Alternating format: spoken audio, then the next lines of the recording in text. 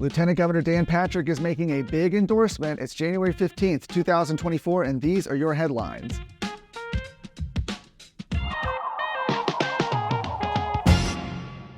Well, I hope everybody is staying warm. I know it's cold here. I'm sure it's cold where you are. I'm actually right now in Beaumont, where later tonight, Texas Attorney General Ken Paxton is going to hold a rally for David Covey, along with the True Texas Project. David Covey is one of the Republican primary challengers to House Speaker Dade Phelan. Should be interesting. We'll have that report up at Texas Scorecard. I'm sure we'll probably talk about it tomorrow. But first, with the Republican primary election less than 2 months away, Lieutenant Governor Dan Patrick has officially waded into his first Texas House race of the cycle. Today, Lieutenant Governor Patrick announced his endorsement of Helen Kerwin, who's running against State Representative Dwayne Burns. Burns was one of 21 Republicans who sided with Democrats to kill a school choice proposal in the House late last year. He was also among those who voted to impeach Attorney General Ken Paxton. Kerwin, who has previously served as the mayor of Glen Rose, also has Governor Greg Abbott's endorsement in this race. Now, the endorsement marks the first one by Patrick this year against a sitting member of the Texas House. Patrick had previously said he generally does not get involved in House races. It also comes one day before Speaker Dade Phelan is slated to join a fundraising event for Dwayne Burns. Primary election is March 5th. Early voting begins February 20th. I said it was cold, and as an Arctic blast sweeps across Texas, renewed calls for reliable energy are surfacing.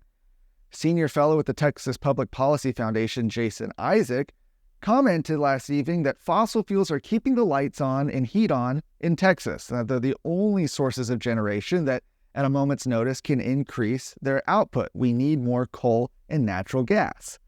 The Electric Reliability Council of Texas, which oversees the state's power grid, issued a conservation appeal Sunday afternoon for Monday morning between 6 and 10 a.m. Lawmakers, policy analysts, and citizens responded by calling for more reliable energy sources, as ERCOT cited unseasonably low wind as one of the reasons for the appeal.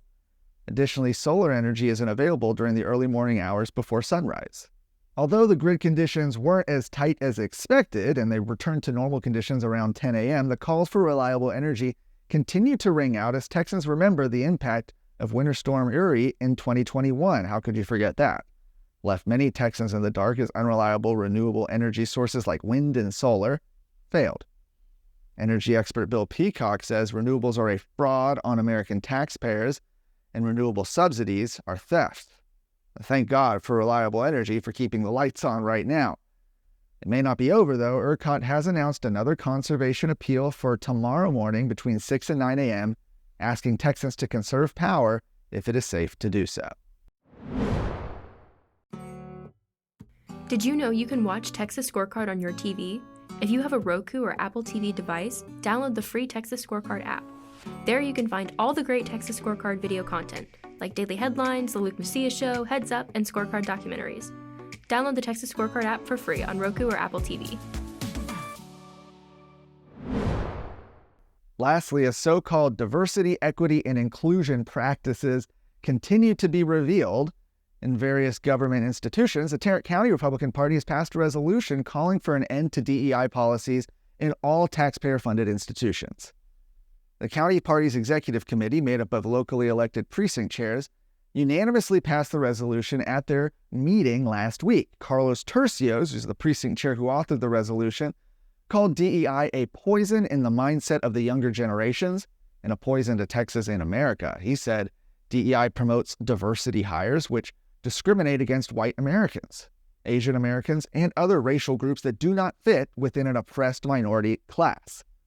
The resolution also points out that DEI, through a critical race theory lens, promotes anti-white racism as it argues that white Americans are the reason why discrepancies in GDP per capita, education level, wealth, and other areas exist between white Americans and other racial groups. The resolution says this deteriorates race relations. Now, the county party encourages other GOP county executive committees, auxiliaries, and conservative groups to join the call to end DEI practices in taxpayer-funded institutions and pass similar resolutions across the state.